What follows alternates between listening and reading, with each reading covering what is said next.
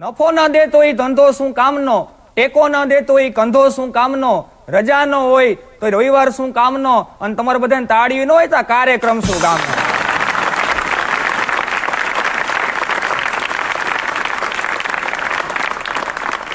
ભાવ વગરનું ભોજન નકામું, ભક્તિ વગરનું ભજન નકામું, સમજણ વગરના દીકરા નકામા, પાણી વગરના કુવા નકામા, ફૈબા વગરના ફુવા નકામા. હમણાં એક ભાઈ મને કે મનનભાઈ તમારા ઘરની આજુબાજુ કોઈ લાંબી બાઈ રહે છે? મેં કીધું લાંબી બાઈ નું વળી તારે શું કામ છે? મને કે ડોક્ટર સાહેબે કીધું છે કે મેલેરિયાથી બચવા હાટું લાંબી બાઈના કપડા પહેરો.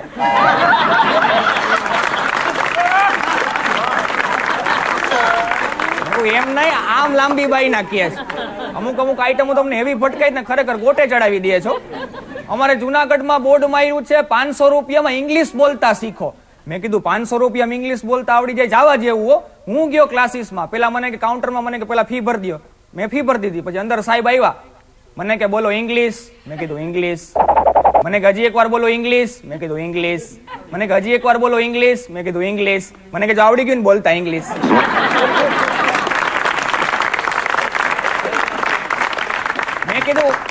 મેં કીધું આમ થોડું કાલે. મને કે બોર્ડ વાંચો, શું લખ્યું છે? 500 રૂપિયામાં ઇંગ્લિશ બોલતા શીખો. આવડી ગયું ને બોલતા.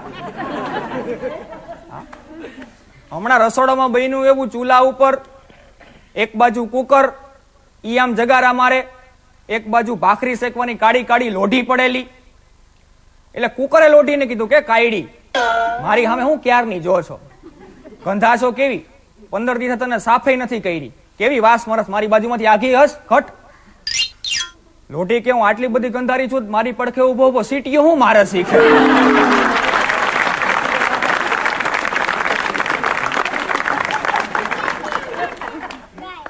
હમણાં એક ભાઈ ની ઘરે ગયો તો ફ્રીજમાં અંદર બાળકો રાખ્યા હતા. મેં કીધું ફ્રીજમાં બાળકો કેમ રાખ્યા છે? મને કે બગડે નહીં. મારે એક જગ્યાએ ટ્રેનમાં જવાનું થયું અમદાવાદ, એમાં કોક રાડ પાડતો તો એ કાશીબાનું ચોરાણું, એ કાશીબાનું ચોરાણું. મેં કીધું કાશીબાની વડું હું ચોરાણું હોય છે? હું ગયો પછી ખબર પડી કોકને મોબાઈલ નંબર લખાવતા હતા 8192 હું.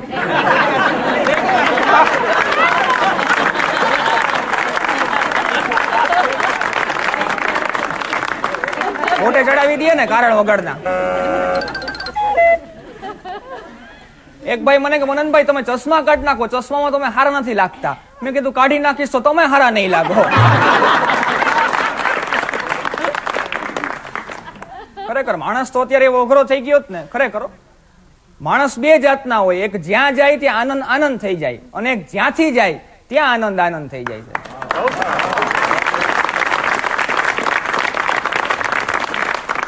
માણા કેવો અઘરો થઈ ગયો આની વાત કરું. હમણાં એક જણો હોટલમાં ગયો, જમી લીધું, 200 રૂપિયાનું બિલ આવ્યું. 200 રૂપિયાનું. ઓલો કે ભાઈ મારી પાસે પૈસા નથી. તમે કહેતા હોય તો વાસણ ઉટકી લઉં, તમે કહેતા હોય તો પોતા કરી લઉં, તમે કહેતા હોય તો એક દિવસ વેઇટરનું કામ કરી લઉં, પણ મારી પાસે પૈસા નથી. મેનેજરને બોલાવ્યા કે ભાઈ આની પાસે પૈસા નથી. મેનેજર કે ખરેખર પૈસા નથી? તો કે હા ખરેખર પૈસા નથી. મેનેજરે બહુ વિચાર કર્યો, કાંઈ વાંધો નહીં, પૈસા નથી ને? હામી ઓલી હોટલ દેખાય? તો કે હા ઈ છે ને અમારા હરીફ છે. તું અહીંયા 200 નું જમ્યો ને, ત્યાં 400 રૂપિયાનું જમી આવ, તારા 200 રૂપિયા માફ કરી દઉં. ઓલો કેવું કોઈ દી નહીં બને? તો કે કા? તો કે 100 રૂપિયાનું ત્યાંથી જમીને આવ્યો છું, અને એને મને આ 200 નું જમવા હાટું મોકલો છે.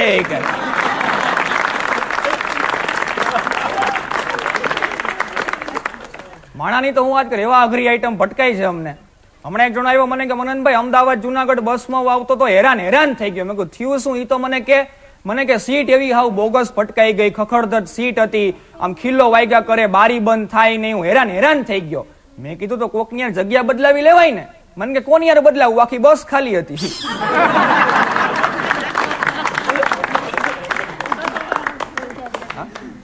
અને માણસના જીવનમાં બે દુર્ગુણ જેને કહી શકાય, એક ક્રોધ અને એક અહંકાર. આ બે દુર્ગુણ છે.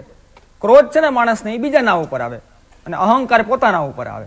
હા, કોઈ દી પોતાની ઝાપટ મારી, ક્રોધ બીજાના ઉપર જ આવે, અને અહંકાર પોતાના ઉપર આવે. અહંકાર કેવો આવે ખબર છે? કે હું નો હોત તો મગનભાઈ ના લગ્ન નો થાત, હવે તું નો તો તારા બાપ ના થઈ ગયા.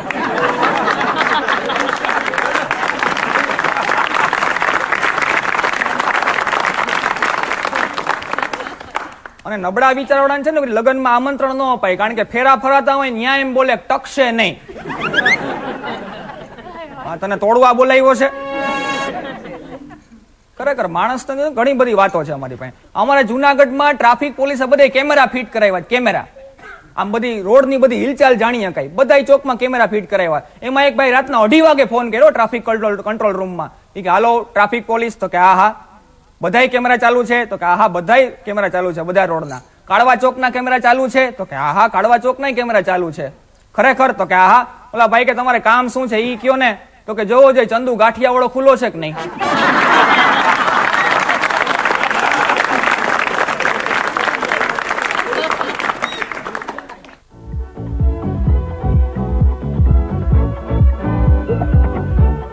વાત જેને મારી સમજાતી નથી, વાત જેને મારી સમજાતી નથી, ગમે તેમ હોય ગુજરાતી નથી. મને એક ભાઈ પૂછેલું મને કે મનનભાઈ સાચો ગુજરાતી કોને કહેવાય? સાચો ગુજરાતી મેં કીધું થાક નો લાગ્યો હોય તોય આરામ કરી શકે, ઈ સાચો ગુજરાતી. અને ઘણી બધી મેં ગુજરાતીઓની વ્યાખ્યાઓ કરેલી છે. હા, ગુજરાતી એટલે હનીમૂન મનાવવા માટે કાશ્મીર જાય પણ ત્યાં જઈને ધર્મશાળા ગોતે, ઈ ગુજરાતી. BMW માં મર્સિડીઝ માં ગેસના બાટલા ફિટ કરાવે, ઈ આપણો ગુજરાતી. અને એર ઇન્ડિયામાં લંડન કે અમેરિકા જતો હોય ને 5000 ફૂટ ઉપર એર ઇન્ડિયામાં થેપલા સૂકી ભાજી કાઢે, ઈ આપણો ગુજરાતી.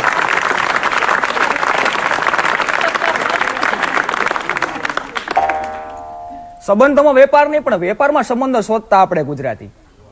ગુજરાતી તો ગુજરાતી છે સાહેબ. ડોક્ટરની વાતો લઈ, ડોક્ટરની છે ને વાતો આમ બહુ કરાય નહીં, કારણ કે ભગવાન નારાજ થાય ને તો ડોક્ટર પાસે મોકલી દે, અને ડોક્ટર નારાજ થાય ભગવાન પાસે મોકલી દે. સમજી જાવ છો એની મજા છે, ઝીણું ઝીણું ઉપાડી લ્યો છો, એનો જ આનંદ છે આ ડોક્ટરની. અને જો તમે ડોક્ટરનું બધું સારું હોય, ડોક્ટર સાહેબનો બંગલા સરસ હોય, ડોક્ટર સાહેબનું ક્લિનિક સરસ હોય, એક ડોક્ટર સાહેબનો અક્ષર જ સારા ન હોય. મેં એક મેડિકલ સ્ટોર વાળાને પૂછેલું, મેં કીધું ભાઈ ડોક્ટર સાહેબ પ્રિસ્ક્રિપ્શન લખે છે, એ પ્રિસ્ક્રિપ્શનમાં લખેલું શું હોય છે? આપણને તો કઈ ઉકલાય નહીં. મને કે એમાં એમ લખેલું હોય છે કે મેં મારું કરી લીધું છે, તું તારું કરી લેજે.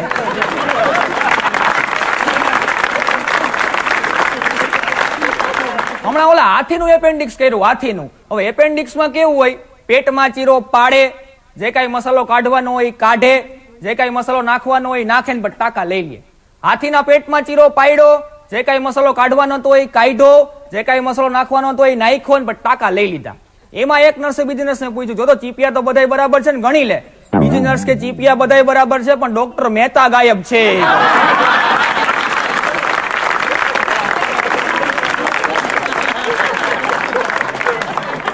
ડોક્ટર ગાયબ થઈ ગયા હતા.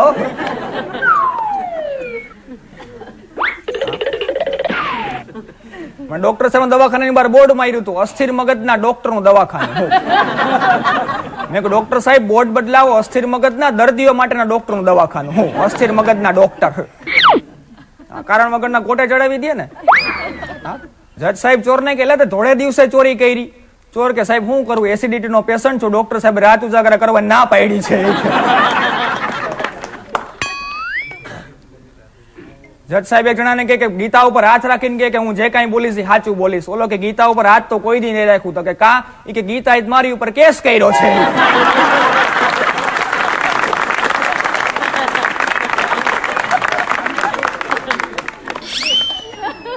હમણાં જજ સાહેબ ચોરને કે એલા ઈ રૂમમાં 10 જણા હુતા હતા અને તે ત્રીજા માળે ચડી અને તિજોરી તોડી કેવી રીતે, ચોરી કરી કેવી રીતે? ચોર કે સાહેબ તમને અમારા ધંધામાં રસ પડ્યો ખરી હો.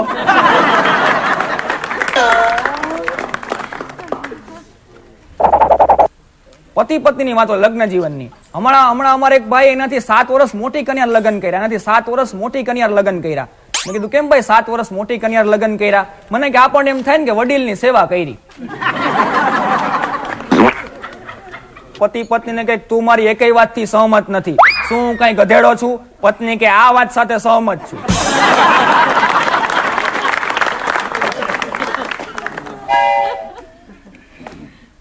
ખરેખર હમણાં પતિ પત્ની હનીમૂન મનાવવા માટે ગોવા ગયા, હોટલમાં ગયા, જેવા રૂમમાં એન્ટ્રી થઈ એ ભેગી પત્ની રોમેન્ટિક મૂડમાં આવી ગયો. એના પતિને કે હમ તુમ એક કમરે મેં બંધ હો ઓર ચાબી ખો જાય. વેઇટર સાંભળી ગયો કે બેન જરાય ચિંતા કરવાની કાંઈ જરૂર નથી, મારી પાસે બીજી ડુપ્લિકેટ ચાવી છે જ.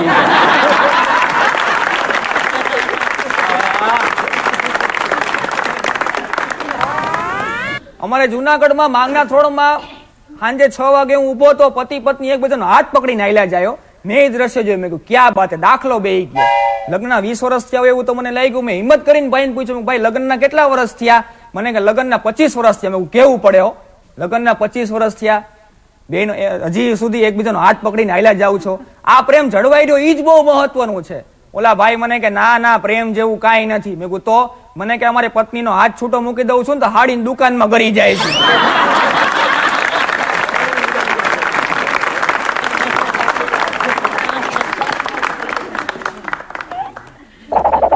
હમણાં લગ્ન જીવનને 40 વર્ષ પૂરા થયા, 40મી એનિવર્સરી હતી.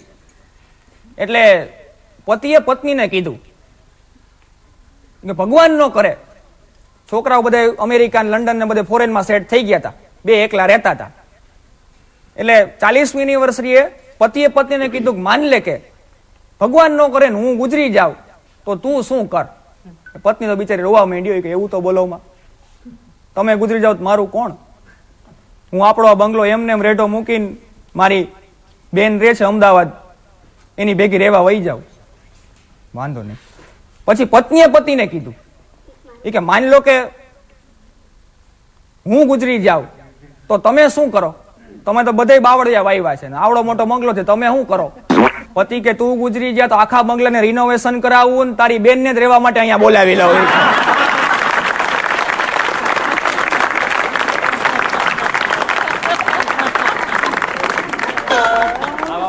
ખરેખર પુરુષ તો બહુ અઘરી આઈટમ છે હો. પુરુષો એવા ભોળા, એવા મળતાવડા સ્વભાવના, જન્મજાત પ્રેમી છે હો, જન્મજાત પ્રેમી છે ખરેખર. હા પુરુષ તો હમણાં મને એક ભાઈ પૂછ્યું, મને કે મનનભાઈ આદર્શ પતિ કોને કહેવાય? આદર્શ પતિ? મેં કીધું પત્ની દરેક ઈચ્છા પૂરી કરે. પત્નીને શોપિંગ કરાવવા માટે લઈ જાય, પત્નીને ગોવા ફરવા જવું ત્યાં ફેરવા માટે લઈ જાય, પત્નીને પિક્ચર જવું હોય તો પિક્ચર દેખાડવા માટે લઈ જાય, ને આદર્શ પતિ કહેવાય. મને કહેતો આદર્શ પત્ની, મેં કીધું આવો પતિ ગોતી લે.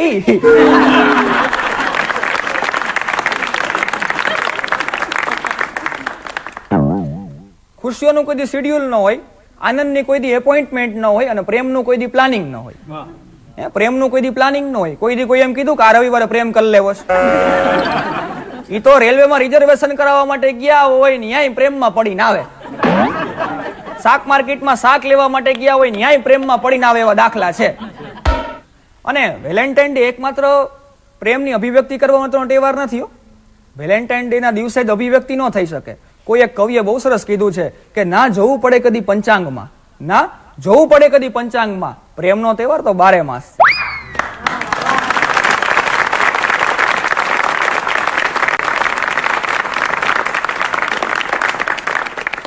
હમણાં એક કપલ મલ્ટીપ્લેક્સમાં ગયું, મલ્ટીપ્લેક્સમાં બારી પાસે જઈને કે 2 કોર્નર આપો હો. તો ભાઈએ ખામેના ખૂણે આપી, એક ખામેના ખૂણે આપી. એટલે ચોખવટ કરવી એમ. હમણાં એક છોકરી રસ્તામાં હાલી જતી હતી, એક જુવાનિયાને એવું થયું હાલો ને છોકરીની મસ્તી કરું. એટલે જુવાનિયા એક નાનો આમથો પાણો લીધો ને છોકરીની પાછળ ઘા કર્યો.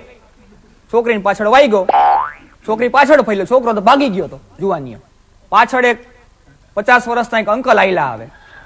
એટલે છોકરીએ કીધું કે અંકલ મિસ કોલ તમે માર્યો? અંકલ કે બેટા મારી તો વેલિડિટી જ પૂરી થઈ ગઈ છે.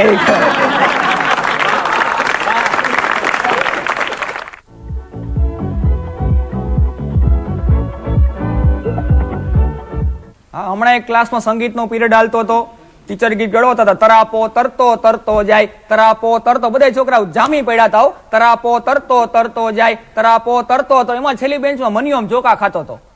ટીચરે મનિયાને બોલ્યા, મનિયા ઉભા થા, હું કયું ગીત ગવડાવું છું? મનિયો કે તારો બાપો તરતો તરતો જાય.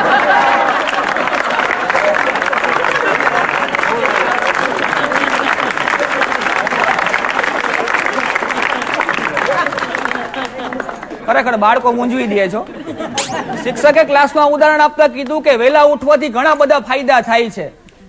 શિક્ષકે ઉદાહરણ આપતા કીધું કે જો તમે વહેલા ઉઠો તો આખો દિવસ તાજગી ભર્યો રહે છે. શિક્ષકે આગળ વધારતા કીધું જેમ કે મારી બિલાડી આજ સવારના પોરમાં 4 વાગ્યામાં ઉઠી તેને ઉંદરનો નાસ્તો મળ્યો. એ અમારે મનીયો ઉભો થઈને કે સાહેબ પણ ઉંદર વહેલો ઉઠવા મીટાઈ ગયો એનું હું?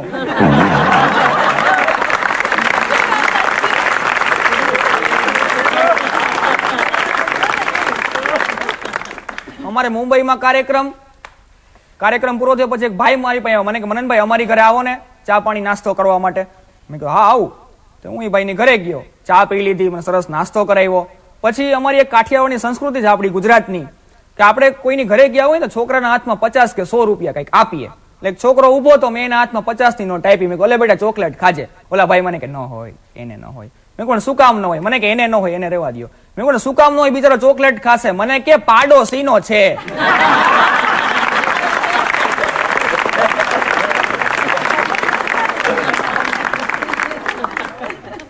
હા, હમણાં ઘરે મહેમાન આવ્યો તો ભાઈના છોકરાને કીધું જા બેટા મહેમાન માટે કંઈક લેતો આવ. હું છોકરો રિક્ષા લઈ આવ્યો. અને અત્યારે સોશિયલ મીડિયા વોટ્સઅપ ને ફેસબુકે જે ઉપાડા લીધા છે. હા, હમણાં તો એક બેન પોતાના દીકરાને કે બેટા આ ગમે એવી વહુ ગોતજે પણ વોટ્સઅપ વાળી ન ગોતતો હોય કે કારણ કે ઘરમાં બીજા કઈક કામ હોય છે. એક ભાઈ મને કે મનનભાઈ મારું તો આખું ફેમિલી હાઈટેક છે. મેં કીધું ઈ કઈ રીતના? મને કે મારી પત્ની ગૂગલ જેવી છે. એક સવાલ પૂછો ને 10 જવાબ આપે છે. મને કે મારો દીકરો ફેસબુક જેવો છે. મેં કીધું ઈ કઈ રીતે? મને કે આખો દી આખા ગામની પંચાયત જ કરતો હોય છે. મને કે મારી દીકરી ટ્વિટર જેવી છે. મેં કીધું ઈ કઈ રીતે? મને કે આખી સોસાયટીને ફોલો કરે છે. અને કે આ બધાની વચ્ચે હું હેંગ થઈ જાઉં છું.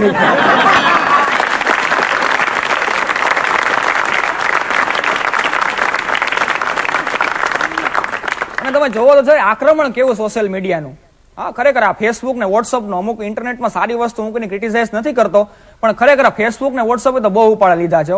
મા બાપે કેટલી બધી માનતા માની હોય, દીકરા માટે પાવાગઢ ગયા હોય, ચોટીલા ગયા હોય, સોમનાથ ગયા હોય, કેટલી બધી માનતા માની હોય દીકરા માટે, અને આ મારો બેટો ફેસબુકમાં છોકરી બનીને બેઠો હોય, આ ડમી એકાઉન્ટ બનાવીને બેઠો હોય. ખરેખર આમાં શું છે સમજાતું નથી. આમાં કોણ કોને છેતરી જાય છે. ઘણી બધી વાતો કરી ને, વોટ્સઅપ ની વાતો કરી, ફેસબુક ની વાતો કરી. હમણાં એક ગામમાં નાટક આવ્યું હતું. નાટક એમાં સેનાપતિએ ડાયલોગ બોલવાનો હતો કે સૈનિકો દુશ્મન સાથે લડાઈ કરવા માટે તૈયાર થઈ જાવ. આજે તો આપણે દુશ્મનોને ધૂળ ચાટતા કરી દેવા છે. પણ એમાં પડદાવાળાએ ભૂલથી પેલા નંબરના પડદા ત્રીજા નંબરનો પડદો ખોલી નાખ્યો અને પડદો ખુલ્યો. એમાં એક જણો લોટ બાંધતો, એક જણો શાક સુધારતો હતો. પણ સેનાપતિનું પ્રેઝન્સ ઓફ માઇન્ડ ગજબ હતું. તરત જ ડાયલોગ ફેરવી નાખ્યો કે સૈનિકો પેલા જમી લ્યો.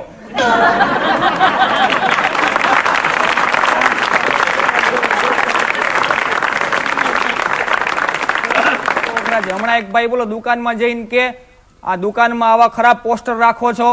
ઓલા ભાઈ કે હરખી રીતના જોવો અરીસો છે, તમે દેખાવ છો. એ સાહેબ ગુજરાતી ભાષા કેવી છે. તમે પોરબંદર સાઈડ જાઓ ને તો અડન જગ્યાએ ર બોલે.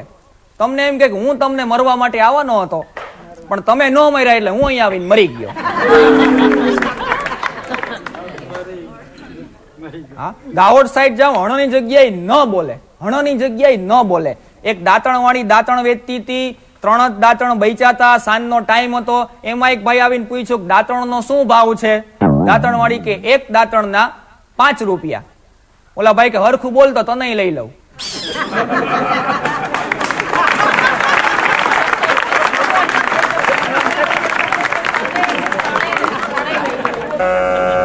ગુજરાતી ભાષા આવી છે ને મજા આવે. લંડનમાં મારો કાર્યક્રમ હતો. એક ભાઈ મને બહુ સરસ સવાલ પૂછ્યો. મને કે મનનભાઈ આ ફોરેન કન્ટ્રીઝ છે, યુકે છે, યુએસએ છે, ન્યુઝીલેન્ડ છે, ઓસ્ટ્રેલિયા છે, આ બધા કન્ટ્રીમાં ડિવોર્સનું કેમ પ્રમાણ બહુ વધારે છે? છૂટાછેડા કેમ બહુ જલ્દી થઈ જાય છે? અને તમારા ભારતમાં લગ્ન જીવન વધારે ચાલે એનું કારણ શું? ત્યારે મેં જવાબ આપ્યો, જો ભાઈ એમાં એવું છે, આ તમારા બધા ફોરેન કન્ટ્રી છે ને એમાં લગ્ન થઈ ગયા પછી પતિ પત્ની એકબીજાનો એટલો પ્રેમ કરે છે, એટલો પ્રેમ કરે છે, 60 વર્ષનો પ્રેમનો કોટા 2 વર્ષમાં પૂરો કરી નાખે. અને ત્યાં ફોરેનમાં તો શું છે, લગ્નના 2-3 વર્ષ જાય ને ઓલા બેન કઈ જ દે એના પતિને ખાટી ખાટી આંબલી ઈથી ખાટું દહીં તારે મારે કાંઈ નહીં, તું આજથી મારો ભાઈ.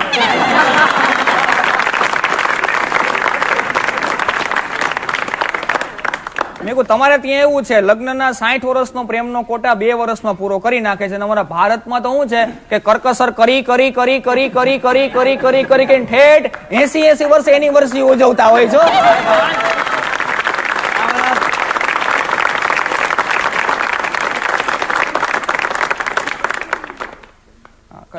મને બીજા એક ભાઈ લેસ્ટરમાં બહુ સરસ સવાલ કરેલો. મને કે મનનભાઈ, ભારતમાં અને ઇંગ્લેન્ડમાં તમને મુખ્ય તફાવત શું લાગ્યો? મેં કહ્યું તમારા અહીંયા ઇંગ્લેન્ડમાં 1 કિલોમીટર ચાલીએ ને એટલે કાં દારૂના બાર આવે ને કાં ડાન્સ બાર આવે, અને ભારતમાં 1 કિલોમીટર ચાલો ને એટલે કાં તો ભગવાનનું મંદિર આવે ને કાં તો અન્નક્ષેત્ર આવે. સાહેબ, એ આપણો ભારત દેશ છે.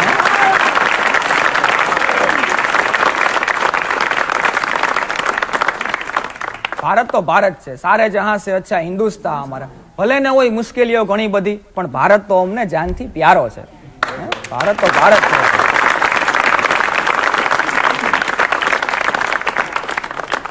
હમણાં અમેરિકાના વૈજ્ઞાનિકોએ ચોર પકડવાનું મશીન શોધ્યું. ચોર પકડવાનું અમેરિકામાં ફેરવું 25 ચોર પકડાણા, લંડનમાં ફેરવું 50 ચોર પકડાણા. હા, ભારતમાં લઈ આવ્યા, મશીન ચોરાઈ ગયું. પણ હમણાં બન્યું એવું કે 21 વર્ષની એક યુવતી પાડોશી યુવક સાથે ભાગી ગઈ. છોકરીના મા બાપને ખૂબ દુઃખ થયું, એટલે છોકરીના મમ્મીએ છોકરીના પપ્પાને એટલે કે એમના પતિને મિર્ઝા ગાલિબનો શેર કીધો કે ઉડને દો इन परिंदों को आजाद फिजा में गालिब, उड़ने दो इन परिंदों को आजाद फिजा में गालिब, जो तेरे अपने होंगे वो लौट आएंगे, जो तेरे अपने होंगे वो लौट आएंगे. પણ પતિ वो હકીકત પારખનાર વ્યક્તિ હતો. એને જવાબમાં ઇકબાલનો શેર કીધો कि मतरक उम्मीदे वफा की किसी परिंदे से, मतरक उम्मीदे वफा की किसी परिंदे से जब पर निकल आते हैं तो अपने भी आशियाना भूल जाते हैं. पर निकल आते हैं.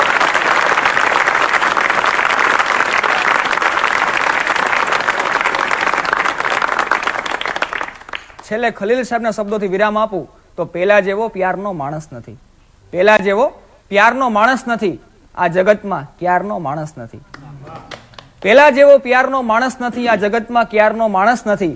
તારે હોવું જોઈએ ઇતિહાસમાં, તું અત્યારનો માણસ નથી.